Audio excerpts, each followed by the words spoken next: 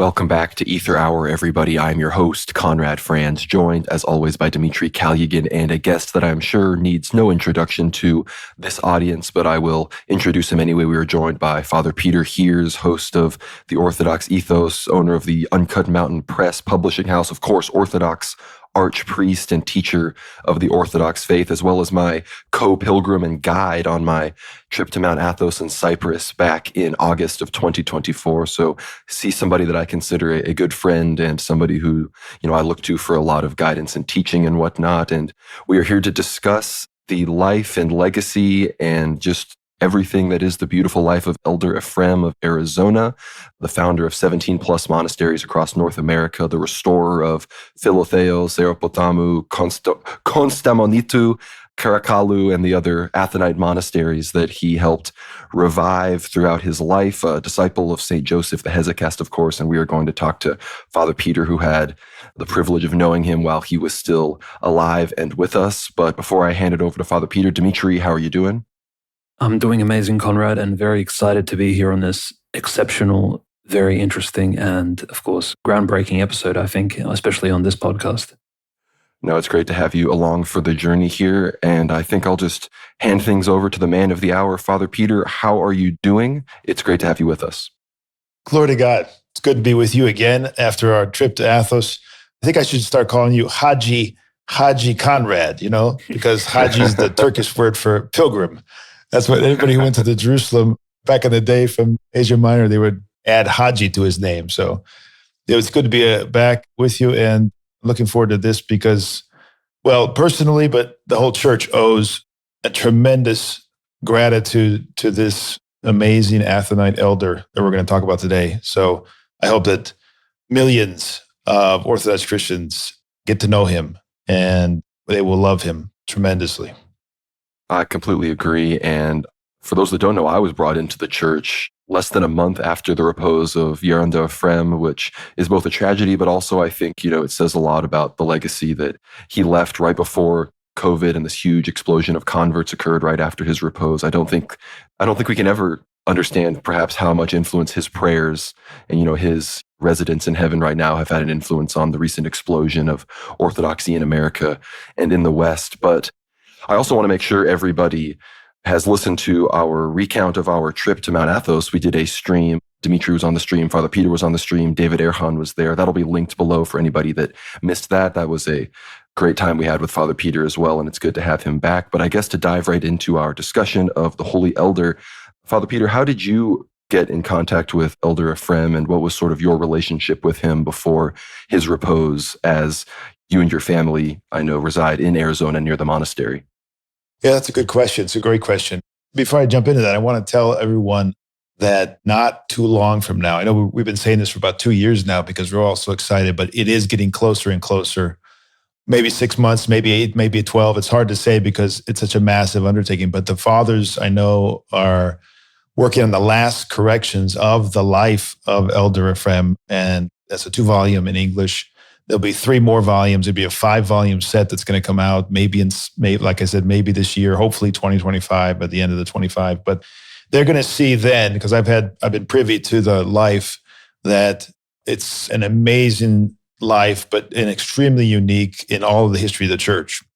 And it's going to become apparent. I think even after this hour of talking with you all, it'll become apparent just how exceptional this man of God was and how God worked through his life. But personally, I came to know the elder in about 1994. I was at the time with Father Jonah, at that time, Higher Monk Jonah, who was just starting out as a missionary priest in Northern California. And he was just starting to found the Monastery of St. John of Shanghai in San Francisco in Point Reyes before they had even established anything. I was with him for about 6 months.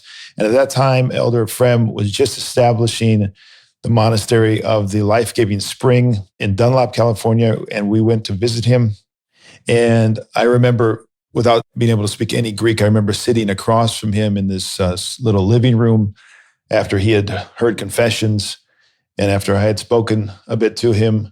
I remember looking at him and realizing, just from without being able to speak to him, the holiness that he possessed from his movements and the way he sat, the way he talked, the way he walked, the way he looked at you. It was clear that the entire man, body and soul, had been entirely infused and filled with the grace of the Holy Spirit. And so that began my relationship with him. I came and saw him again shortly thereafter, asked to come and be with him in the monastery that they were founding down in Arizona at the time. And he did bless me to do that. I went and visited for a couple of weeks in the summer of 95, and then saw him again shortly after, saw him on Mount Athos in 96, saw him again on Athos in 98. And eventually one of his spiritual sons became my spiritual father on Mount Athos. And for the big decisions, all the way up until his repose, for the big decisions in my life, I would always go to the elder or write him.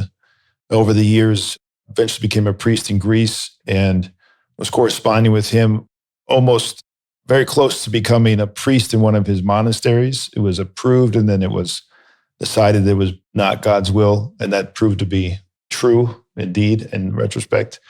But I was going to him many times, flying over, visiting different parishes throughout the 2000s. And then again in 2012, came and visited him and spoke to him about our desire to come to the United States.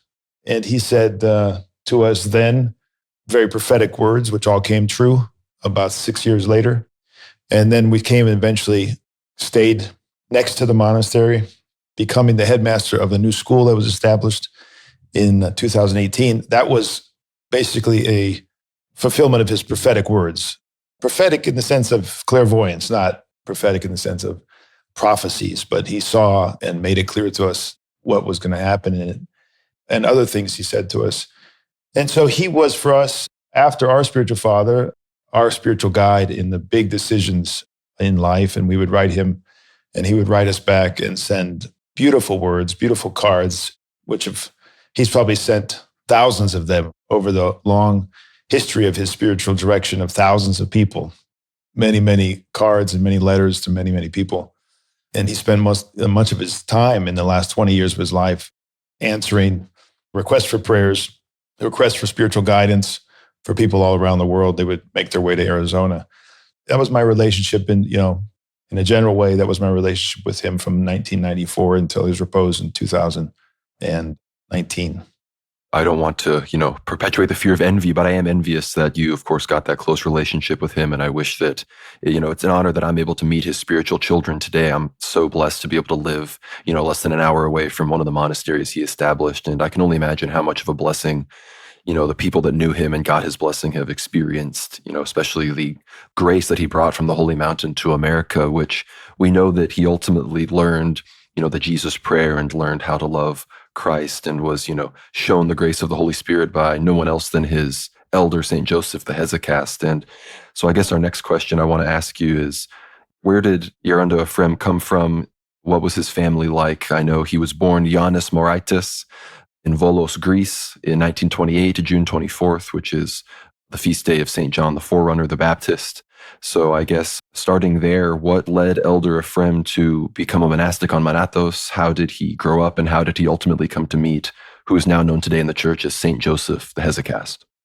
So he grew up in Volos, and Volos was a place where there were connections to Athonites through a higher monk by the name of Ephraim, and was his spiritual father at the time. His mother was a very, very holy ascetic. He grew up watching and seeing her pray the Jesus prayer in services throughout the night and making prostrations. And so he learned from a very young age the prayer from his mother. And he lived his young life up until his departure from Mount Athos in Volos during World War II, during the civil war with the communists. And in the life that you'll eventually see and read, read about amazing events and providence and the providence of God to protect him again and again during these very dangerous times in Volos. He had a friendship at the time with a young girl there, eventually became Geronda Ephraim, and they would pray together and do the Jesus prayer, do vigils together, and in their teens. So they were living a very ascetic life during the hardship of the war and hardship of basically starvation toward the end in the Civil War. Great hardships for the Greek people. They lived a very ascetic life by choice, but also by necessity through all that period. And eventually he was very inspired by what he heard of Elder Joseph the Hesychast from his spiritual father. They were, of course, on the old calendar at the time, among the old calendarists at the time, which in the 30s and 40s is a very different situation than you have now in the 80s, 90s, and 2000s. Different historical moment for that whole question, but very pious, extremely pious people of prayer. And so he was very inspired. And eventually, with the encouragement of his mother, he left. I think it was about 18. I'm not sure exactly, maybe 19. He left and went to Mount Athos. I think it was in just after the Civil War, so maybe one year or two, so 1948, if I remember correctly. And he began his ascetic life when they were still at St. Anne, the small St. Anne's scheme, between St. Anne's and the small St. Anne's Skeet on the side of that amazing cliff you've probably seen pictures of, the little chapel. They lived a very ascetic life. And when he arrived, Elder Joseph had been informed. As he said many times in his talks that have been recorded, Elder Joseph knew that he was coming. He sent down, I believe, Elder Arsenios to greet him. And he greeted him and he said, "Are you John from Volos?" And he said, "Yeah, how did you know?" He said, "Elder Joseph had a visit from St. John, the forerunner, that said that he's sending a small lamb to put in his flock." And of course, he had the name John. Elder Ephraim's name was John Ioannis, as a young boy. And so that's how he began with the prophetic knowledge and clairvoyance of Elder Joseph. And they had lived a very, very ascetic life in those days on Athos. So much so that, he became very sick and almost died in those years. But they were very strict in their asceticism and their program.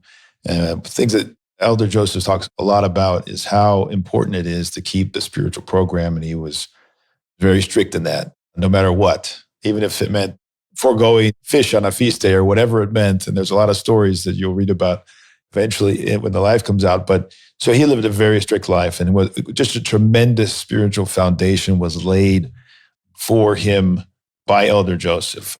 One of the characteristic things about the life that I remember is the obedience, the strict obedience. The Elder Ephraim was praised eventually to others by Elder Joseph for the obedience that he kept to his elder, not just externally, but internally. And the elder was very strict with him in the sense that he, for many years, would not even call him by his name. In order to humble him, in order to establish him in deep humility, he would call him by other names, which were not always very like flattery. They were the opposite. And he knew the deep love of his elder, but also understood the pedagogy and the wisdom. And so he lived in that obedience until the Elder Joseph's repose in 59. So that's about 11 years. And immediately after the repose, almost immediately, he had a brotherhood. Within a year or two, I think, or maybe 3, he had a brotherhood start to form around him, even as a young man, because he would have been just, 29, 30, 31. He had people coming to him for spiritual direction.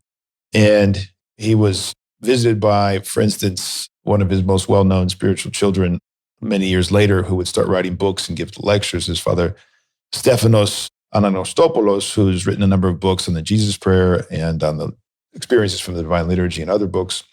And he talks about his visits in those days and how Elder Ephraim was, as it were, or literally walking on air during Divine Liturgy and other miraculous things. And just the grace was pouring forth because of the obedience. And I think this is a really important point that I've seen in other people's lives and in other contexts, and that is that when a Christian denies his will and submits himself and trusts God through and in his spiritual father, then there are many blessings that flow. And if you live that not only externally, but internally in your thoughts, without doubt, there's great, great spiritual gifts that come from that. And this is what happened with Elder Ephraim. And so he had a small brotherhood in New Skeet where they moved. Not long after he went there, they moved to New Skeet because of the conditions and the age and everything that the brotherhood was growing. It was very difficult in small St. Anne's Skeet. And so they went to a larger Kili in New Skeet, not far from the tower. And that's where eventually Elder Joseph reposed. If you've read the life of Elder Joseph the Hesychast, you'll see there the miraculous way in which he reposed on the feast of the Most Holy Theotokos. So that foundation was really, and he talks about it the rest of his life, this was the foundation of his entire work, the prayers and also the spiritual formation that he received from St. Joseph the Hesychast. Eventually, he would move to other places on Mount Athos and end up in the early 70s, about 10 years later, as the abbot of Philtheou. And that's where, in the 70s, along with other brotherhoods, but the Philtheou brotherhood was by far the fastest growing and biggest at the time. And so much so that by the early 80s, they had populated 3 other monasteries at Mount Athos. You mentioned them earlier, Tirobotamo, Caracallo, and Cosmenitu. But he was also asked to populate other monasteries, and he declined, like the great Lavra. So it was a real renaissance, as it were, of hesychastic life in the monasteries. Because the monasteries on Athos, at the time of his 1,000-year anniversary in the 60s, when many of the dignitaries came and people were basically saying this is the end of Athos. A good 1,000 years, but Athos is on its last leg, because the monasteries, about half of them were idiorhythmic. And although there was great ascetics still living in many of the Kelia and in many of the monasteries, but there were very few, and the idiorhythmic monasteries did not present the best image of Athonite monasticism. But in God's great wisdom and providence, he had already prepared for the renewal of Athos in many ways. And so the 60s and 70s, as it were, out of nowhere, all of a sudden these monasteries are repopulated until the early 80s. And all of them return to Cenobitic monasteries. And, great elders are born and live on Athos during the 70s and 80s, leading to a kind of renaissance.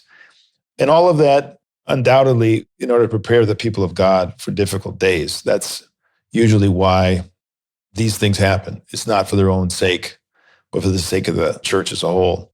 And that's certainly the case with Elder Ephraim, that his purpose was not to remain among the Athonites alone, but to become a great missionary. That's the story that is told from the 80s on when he starts to go to Mount Athos. But I'm probably getting ahead of myself a bit in your outline of what you want to address. No, Father, that was very insightful. We just had a question about Elder Ephraim's early sort of ordination and his growth under St. Joseph's guidance. Of course, his ordination, at least in the Orthodox Church, an ordination to the priesthood. So he was a hieron monk as well as his tonsuring. Did that take place at the same time? And also, who was the bishop that traveled to Mount Athos in order to complete this holy rite to give Elder Ephraim? And additionally, Father, perhaps you could enlighten us as to what was the state of the Noetic prayer of Hesychasm and the Jesus prayer at the time of St. Ephraim of Arizona's tonsuring and him becoming a monastic, because we know early in the 20th century, you did have some illuminaries of the faith, for example, St. Daniel of Katonakia, and even from the more maybe Russian Greek tradition, St. Silouan the Aphonite. So you do have elders who even precede perhaps St. Joseph the Hesychast. So what was the state of affairs amongst the 20 great monasteries and some of these small sketes? And in this context, what was the story behind the bishop who traveled to Mount Athos and tonsured and blessed the Elder Ephraim as well? Yeah, Bishop Herotheos was the bishop who had spent many years in Constantinople, but it was at the time on Athos. In Greek, they would say kathysikazoundis, like basically retired or no longer an active bishop, but he was on Athos. And so he was there. He was a very pious man. Elder Ephraim talks in glowing terms about him and his ascetic life and his, in particular, standing throughout the all-night vigils, even though he was very old, progressed in age, and he was very humble, and he brought him, I guess, what we called the tradition that had been preserved in the city about the future of the church there on Athos and in the world. Talks about that in a famous lecture that he gave about the whole question of the analambi, it's called in Greek, the renewal of orthodoxy, and talks with great reverence for this Bishop Herotheos. The exact years I don't remember, but he was certainly tonsured before he was ordained. He was a deacon and then quickly a priest. And it was in the early 50s. So not long, I would say maybe five years after he began the monastic life, along with Elder Haralabos, who became the abbot and elder of Dionysiou Monastery. He was also ordained. So they had 2 higher monks. in part because of practical needs that the fathers, when they were still in the previous Kili, in between St. Anne's and small St. Anne's, Elder Ephraim of Philotheou would make the trek. But when they moved to New Skete, it was really too far. And so they ordained these two young monks who absolutely would become lights in terms of the Hesychast renewal in the monasteries in the future. So he had many little stories that he tells about the grace of God and the brotherhood at the time, the kind of divine services they would have. Of course, they would pray the prayer for many, many hours, and they would not normally do orthros. They would do it on the Jesus prayer, down the prayer rope rather, and then they would come together for divine liturgy.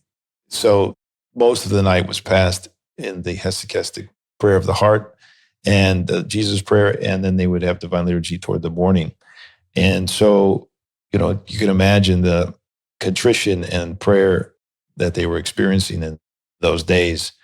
I think that the general condition of Athos was that Elder Joseph talks about having difficulty finding a guide in his early days, in the 20s and 30s on Athos. He did find a guide, of course, in Saint Daniel of Philotheou, who is glorified now as a saint, but there was not a large number. There were many holy elders. We have a book published by Uncommon Press called Athonite Father of the 20th Century, which commemorates many of those. And they're also commemorated in Archimandrite Cherubim's 2 volumes published by St. Herman of Alaska Press, Ascetics of Mount Athos. So there were definitely very holy men on Athos. But the particular cultivation of the prayer, there seems to be a good amount of monks who were ignorant of the details in the particular practice of hesychism. You can see that in the life of Elder Ephraim of Philotheou and his brotherhood, who were simple monks, hardworking, humble, but they didn't necessarily understand. They understood that Elder Joseph was a great practitioner, and so Elder Ephraim of Philotheou went to him. But there are many brotherhoods like that who were extremely virtuous and saintly, but didn't necessarily have the art of hesychastic prayer. So Elder Joseph became, in many ways, even though many thought he was crazy. I mean, this is good to remember for all of us. When the saints are alive, they're largely misunderstood, not venerated. We forget that when we go back and easily think, well, for instance, the Kolivadis fathers on Athos were persecuted, so much so that one of them was murdered during that whole period in the late 18th century.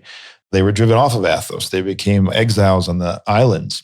Saint Athanasius of Paros was defrocked by the patriarch until he was reinstated 20 years later by another patriarch. So it's good to remember that the saints in every age are not understood by most. And that makes sense if you understand the spirit of the world and the decline of Christian civilization over the years, but it was always the case, really. And so Elder Ephraim also largely misunderstood in the years of the monastery building.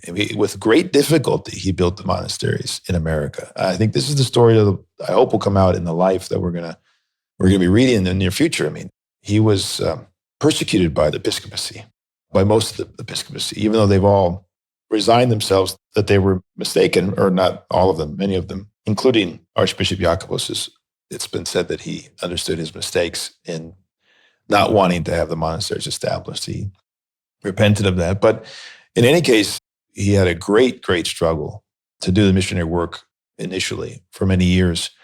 And even after the monastery was established, he had opposition from worldly parents and others who didn't want their children to become monastics or didn't want their children going to the monasteries. And that's clearly understandable in an American society that is so influenced and we're drenched in a Protestant heretical ethos. It's not surprising that he would have that great struggle. I mean, that's the great miracle. I think one of the greatest miracles of Elder Ephraim's life is the where did he go to start 17 monasteries? He didn't go to Holy Russia or the Romanian forests. He went to this desert, spiritual desert of the West and of America, which is probably in many ways the most opposed to ascetic life of all the countries of the world in terms of its materialism and its gross fleshly life and comforts and everything. I mean, that's one of the greatest miracles of Elder Ephraim's life, is that he not only came and confessed and guided thousands upon thousands of people, but he started 17 monasteries in the middle of America.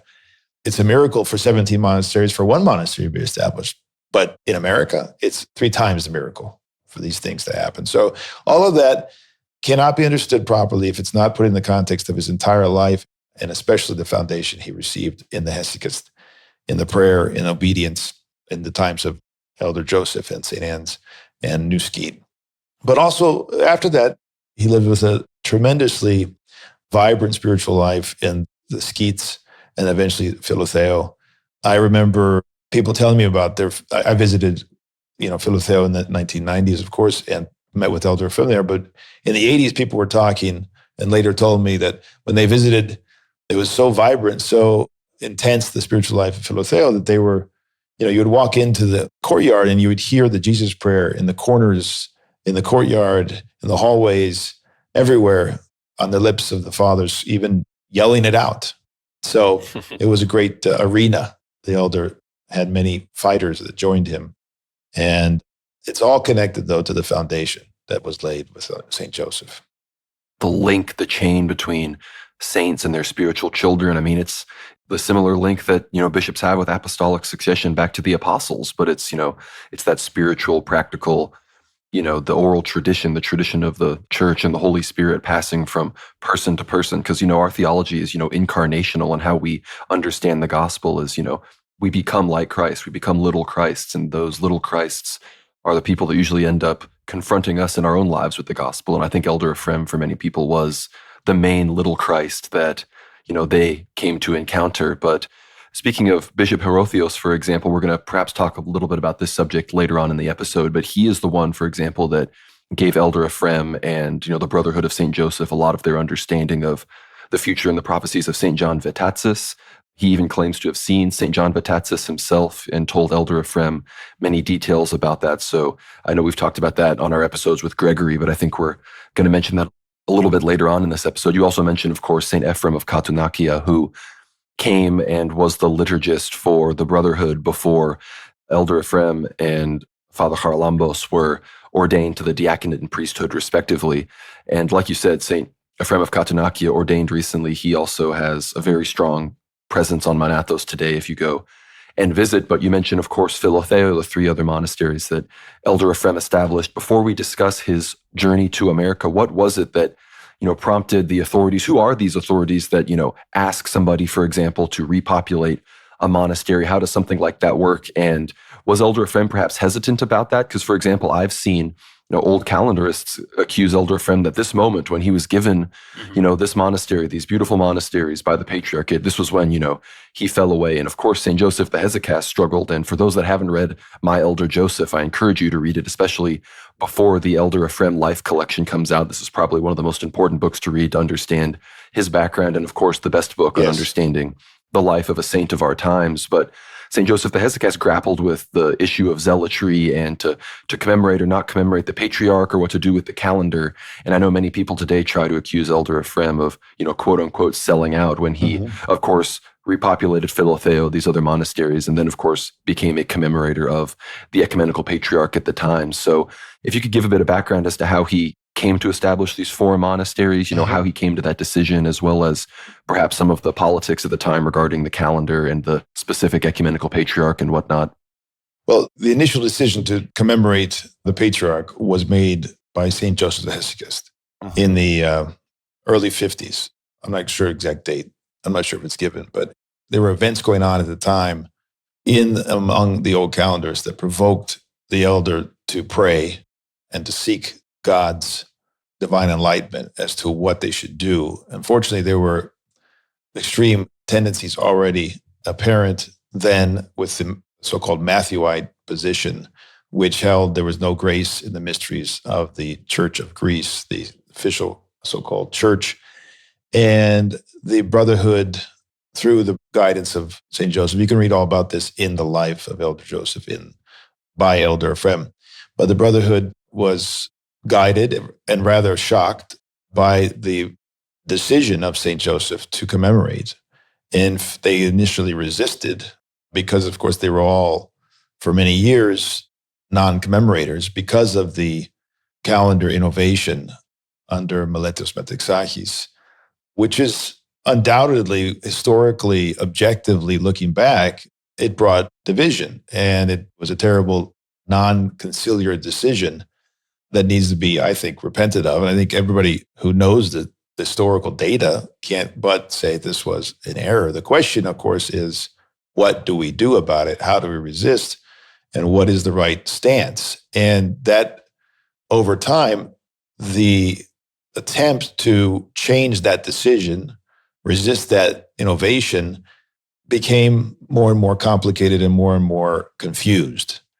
And Elder Joseph, St. Joseph understood that, prayed, and he had the vision, a well-known vision, where he found himself on a little rock off of Athos and felt that he would be consumed by the waves if he was not able to return to the main mountain. And eventually he did, and the little rock was consumed. And he understood that to be, among other things that were happening, I don't think it was just this.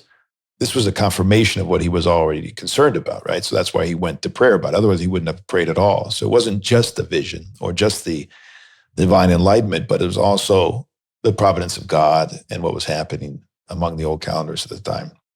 In any case, the brotherhood was already at that point in the 50s commemorating the patriarch. The whole of Athos, or most of Athos, ceased commemoration of Patriarch Athenagoras in the mid-60s because of the well-known rapprochement that he began with the Pope and the meeting in Jerusalem and the prayers and the comments and the very problematic, unorthodox comments that he makes about the dogmas, about the papacy, and then his actions, which scandalized the entire Orthodox world at the time, which were unheard of. I mean, they were radical for the vast majority of Orthodox, certainly the Athenites.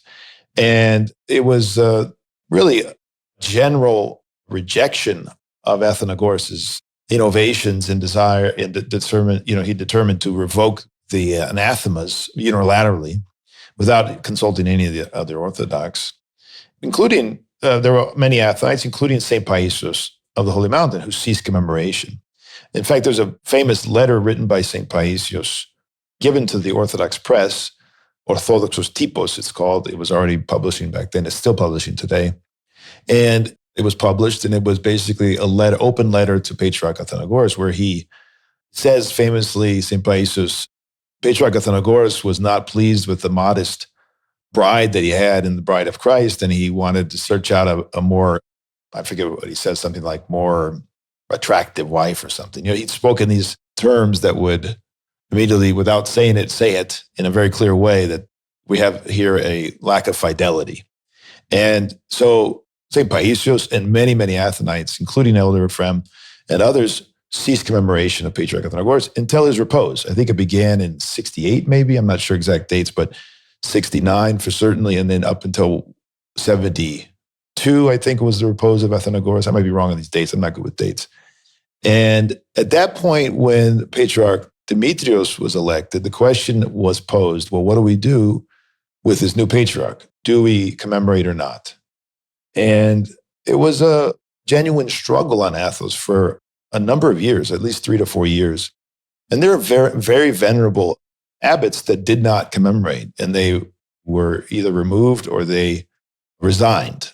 In particular, I have in mind Abbot Andreas of St. Paul's, who the fathers there to this day venerate as a holy man. And in fact, they have a beautiful iconographic representation of his vision of the Theotokos that he had after his resignation from the abbacy when he was living at the monastery's northern properties on Athos, very ascetic life, or I think it was to the north. So they venerate him as a holy man, even though he resigned the abbacy rather than commemorate the new patriarch. So there were very good people at the time who disagreed. Elder Ephraim prayed, as I was told by fathers that knew the situation and had talked to him about it. He prayed fervently about what to do, and he decided to commemorate. Well, there was a venerable father who lived with him when they were at Provata. I think that's where they knew each other, if I'm not mistaken. And he came after this to come to see the Elder Ephraim and convince him of his mistake, thinking that he should not have commemorated or decided to commemorate. And this was told to me by one of the older fathers at Philtheou. And he walked in to the divine service, and it was during, he was there and he was observing the divine liturgy, and he saw Elder Ephraim glowing. And that was all he needed. He turned around and left, and somebody asked him, "Why are you leaving, Father?" Because they knew he'd come to talk to the elder about the issue. And he said, "You don't need me. In Elder Ephraim here, you have a spiritual guide. I don't need to talk to him." And that was told by somebody who has been there for many, many years. So I think the decision, when you look at these things in hindsight and you have a particular perspective and you want to do what's right, it's very easy to say in hindsight, well, Athos should have not commemorated because X, Y, Z reason. Demetrius basically didn't condemn Athenagoras or whatever the particular line is. And it's easy to do that, but it's just a rational, logical conclusion that you and I make from a distance of 1,000 feet up based on, our examination of the canonical, historical, blah, blah, blah, blah, blah. But the saints don't do that. The saints don't do that alone. Like I said earlier, Elder Joseph had come to the conclusion with regard to the calendar, not just from the vision or from the divine enlightenment, but through his own life. But it's tested through prayer. It's tested again and again. That's how Elder Ephraim lived. That's how he was taught to live by Elder Joseph, that they took everything in prayer. Everything was tested and given by God, made clear by God, both directly sometimes or by God's providence. And one could make a case in hindsight, again, this is clay-like. I would liken our logic and our analysis as like clay-like. In other words, very weak. But you can make a case even on that basis that, of course, it was providential that he commemorated, because he would then, in the next 3.5 decades, he would rejuvenate 17 monasteries in America, and that wouldn't have happened if he had not commemorated. He would have remained on Athos a non-commemorator. And of course, almost the entire of Athos has commemorated except for the Zealot Monastery, which joined the old calendars not long after that, and that's Esphigmenou. So I don't know, we could talk about this, and many other aspects of this question. Very important question. I dealt with this question myself with fathers in Greece in the 2000s when we were working on many different topics and texts. And it was, I've gone through stages of understanding about this, because you want a resolution. You want an answer to these things. But as long as you're only seeking through a cold analysis with your rational intellect alone, you're at sea. That's not how the saints approach these things. Thank you so much for listening to the free preview of this incredible Ether Hour. I hope you've been enjoying this broad overview of the life of Elder Ephraim, this amazing saint. There's so much more we could have gotten into, so this is by no means comprehensive, but of course we want to thank Father Peter for coming on. If you get behind the paywall and listen to the rest of this incredible episode, you will hear us discuss a number of other things about his life, as well as, some of his prophecies, what his vision for the future in the world was, all of the monasteries that he built and what he was doing with them and how he envisions them helping the faithful here in the West. We talk about his repose, the future of his canonization, as well as a number of other issues about his later life and his spiritual children. So thank you all so much for listening. We hope that you can get behind the paywall and support everything we do here at World War Now and Ether Hour. You get access to 67 plus other episodes of similar topics. Of course, we have other episodes about uncanonized saints, other episodes about geopolitics and prophecies. Of course, we have our episode about St. John Vatatzis with Gregory Heers. So get behind the paywall, support us here at the show so we can keep doing all of this. And you will, of course, get the rest of this fantastic conversation with Father Peter Heers about Geronda Ephraim of Arizona and Philtheou. So thank you all so much for listening, and we will see you on the other side. God bless.